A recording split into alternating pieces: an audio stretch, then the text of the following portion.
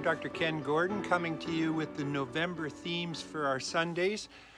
This theme for the month of November is spiritually motivated moral leadership. And this one is being brought to us by November 3rd, 2019 on spirituality by Reverend Martha Quintana, who's the senior minister at the Rio Grande Center for Spiritual Living in Albuquerque, New Mexico. Spirituality is the basis of all things. It's really what we hold to be the truth of all of life, the oneness, the sameness, the unity that's everywhere, all around us, all the time. And when we enter into leadership and we remember that we are spiritual beings, not just human beings, then what happens is we get the opportunity to transform the way that we live our lives by trying to emulate and reflect spirit in everything and all things that we do. Dr. Holmes said in Know Yourself, You Are More Than You Think, he said, the secret of spiritual power is a consciousness of one's union with the whole and the availability of good.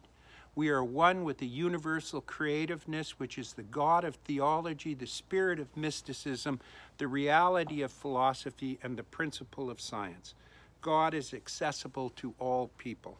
Also in You Are More Than You Think by Ernest Holmes, he said, since this inner self is in continuous connection with the outer self, it can cause a flow of intelligence, stimulating the mind to purposefulness, to creative genius, to executive ability.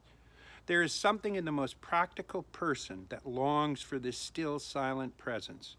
When we spend our entire time on objective things, never getting back to the inner self, we're piling brick upon brick, and sooner or later we see them all fall about us in ruin. The toiler dies in a day unless the dreamer refreshed and invigorates him or her with that divine influx which comes from the inner self that never tires, fed by the deep eternal fires.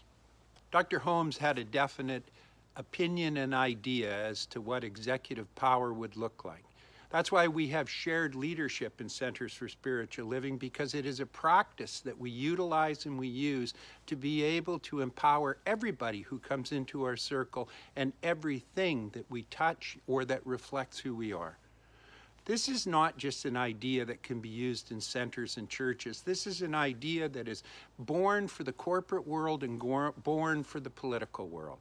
It's time that we wake up and realize that if we put a vision before us, and that vision is one of a world that works for all, and we begin moving towards it and acting as though we actually believe what we believe, which is the unity and the oneness and the empowerment of other people, knowing that when we do that, it empowers us, then the end result is that we'll start on the pathway to create that world that works for all.